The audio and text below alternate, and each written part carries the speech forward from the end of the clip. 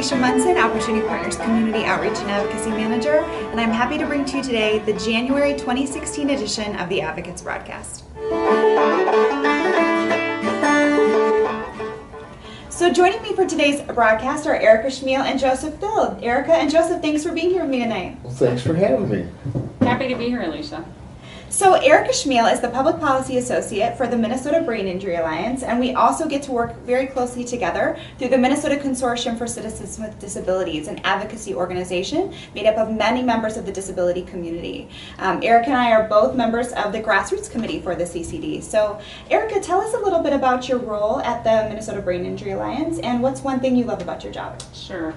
What I do at the Minnesota Brain Injury Alliance is I work in the Public Policy Department, and we work to advance policies that prevent brain injury as well as strengthen the system of supports and services for people living with brain injury.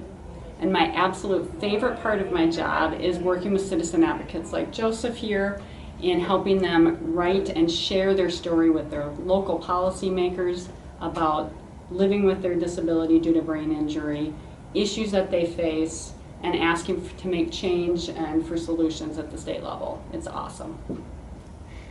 So as Erica mentioned, Joseph is a citizen advocate who works alongside the Minnesota Brain Injury Alliance, and he's also supported here at our Edina Service Center where he works, and receives services in his home in Brooklyn Center through our Independent Living Skills program.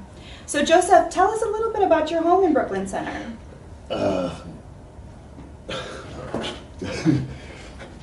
I live in Brooklyn Center. I bought a home in '94. It's a big yard. I enjoy gardening. It keeps me active. I enjoy nature, flowers. I attract songbirds and butterflies, so I can do my own nature photography in my backyard because I can't get out and about right now. I have wonderful neighbors that help me keep up around the house, and they help blow the snow and shovel for me in the winter when I can't do things, and they help me take me to the store and things, as well as my ILS worker. Wonderful. And so Joseph's ILS worker, Jill, is a staff person at Opportunity Partners. And tell us a little more about the support you get from her. Jill is a very good help. She helps me with the many forms that everyone sends out to get a little bit of help. Yeah. She takes me to the grocery store, the drugstore to get my medication, food shelf so I can eat, and those type of things. Mm-hmm. It's wonderful that you have that support from Jill to If remain independent, yeah? If I didn't have that support with Jill, I don't know what I'd do.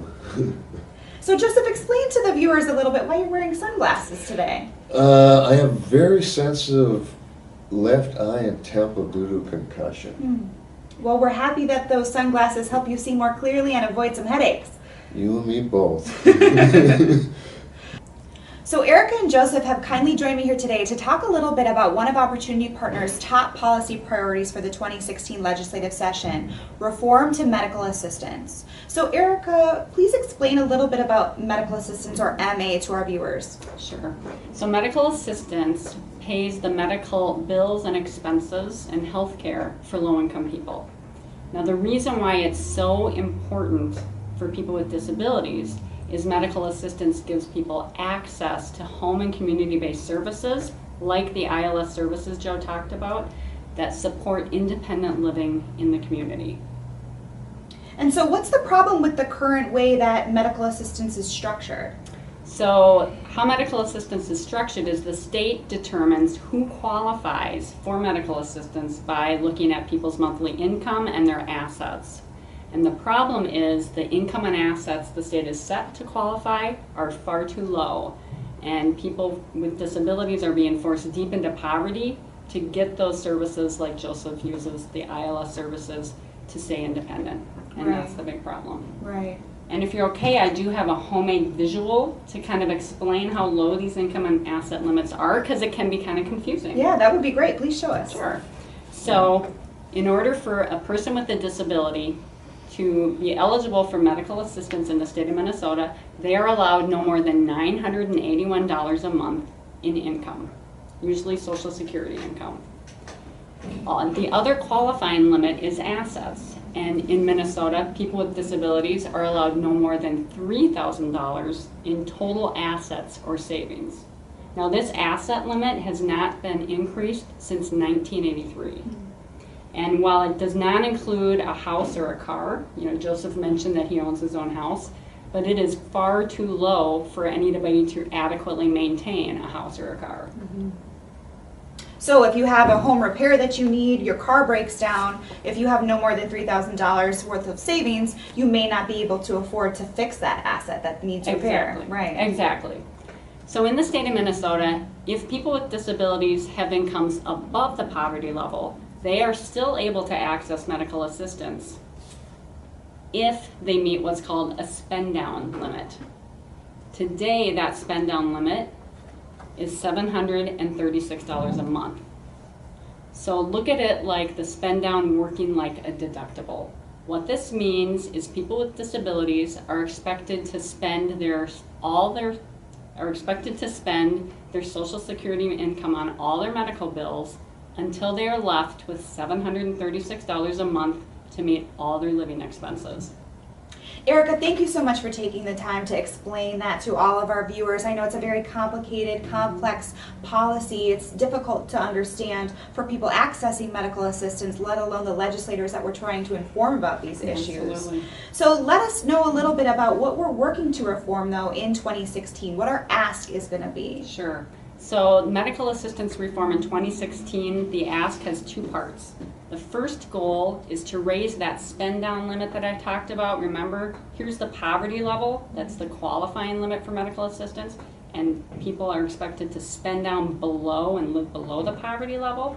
What we're asking the 2016 legislature is to make the spend down limit, raise it up to be the same level as the MA qualifying limit, which is the poverty level. Exactly. All right.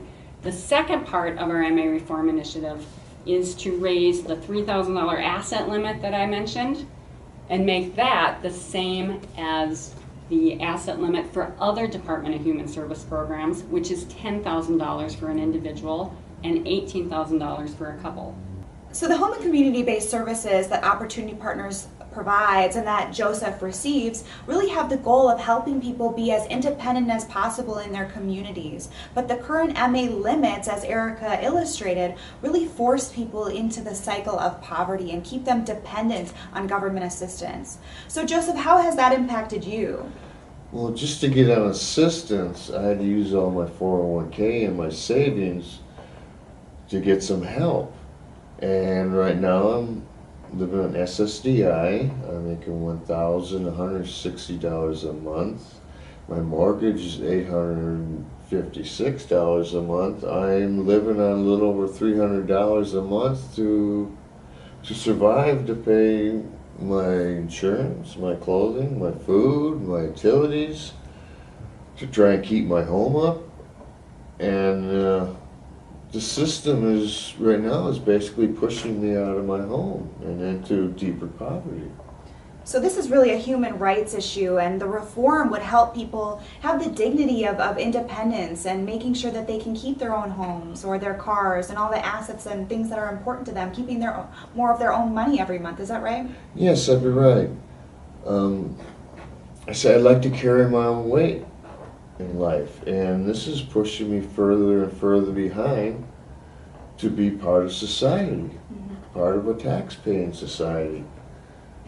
So Joseph, thank you so much for joining me and sharing your compelling story. It was so impactful to hear about your journey, starting with spending all of your savings just to qualify for medical assistance and then being subject to a $400 a month spend down just to keep the services that you have. But we're so happy to support you being independent in your home, and we appreciate Jill's support in helping you do that, as well as advocates like Erica to be alongside you to make a difference about issues like this. Well, thank you for the invite, and I thank you for your time. Thank you, Alicia, for allowing me to come and show my homemade visuals, because I do understand that medical assistance is pretty complicated. And just to your viewers out there, I want to encourage anyone that's impacted by the medical assistance spend down limit or the asset limit to contact you. The more stories we have about the impact that these limits have on people's daily lives, we can share with legislators, we can educate them, and we can make change, and we can fund MA reform in 2016. So thanks for having me. Absolutely. So if you or someone that you support is impacted by these medical assistance limits, as Erica mentioned, please contact me. I'd love to share your story. That wraps up the January Advocates broadcast, everybody. Thanks, and I'll see you soon.